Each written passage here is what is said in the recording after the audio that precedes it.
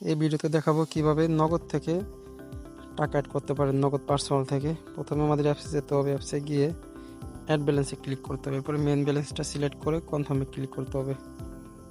কনফার্মে ক্লিক করে আমরা যেহেতু নগদ পার্সোনাল থেকে অ্যাড করব, সেজন্য নগদ পার্সোনাল সিলেক্ট করতে হবে।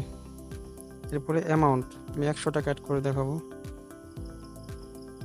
100 টাকা অ্যামাউন্ট বসে কন্টিনিউ করার পর এখানে নাম্বার শো করবে, নাম্বারের পাশে কপি আইকন আছে, এখানে একবার ক্লিক করলে নাম্বারটা কপি হয়ে যাবে।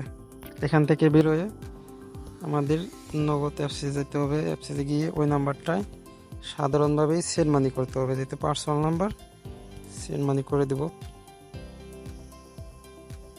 সেন্ড মানি করার পর এখান থেকে ট্রানজ্যাকশনটি কপি করতে হবে, অবশ্যই এই ট্রানজ্যাকশনটি কপি করতে হবে। এখান থেকে এডিটে ট্যাপ করে ধরে রাখলে এটা অটোমেটিক মার্ক হয়ে যাবে। এরপরে কপি করে নিয়ে ক্লিক করতে হবে, কপি করে নিয়ে ক্লিক করে এখান থেকে আমাদের বেরিয়ে আমাদের অ্যাপসে গিয়ে এখানে ইন্টার ট্রানজ্যাকশনটি এখানে বসাইতে হবে।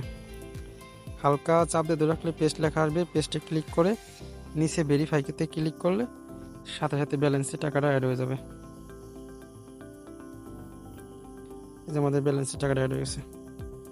আশা করি বুঝতে পারছেন। আর যে কোনো প্রয়োজনে হোয়াটসঅ্যাপে মেসেজ দিবেন, যে কোনো সমস্যার জন্য সবসময় হোয়াটসঅ্যাপে মেসেজ দিবেন। আসসালামু আলাইকুম।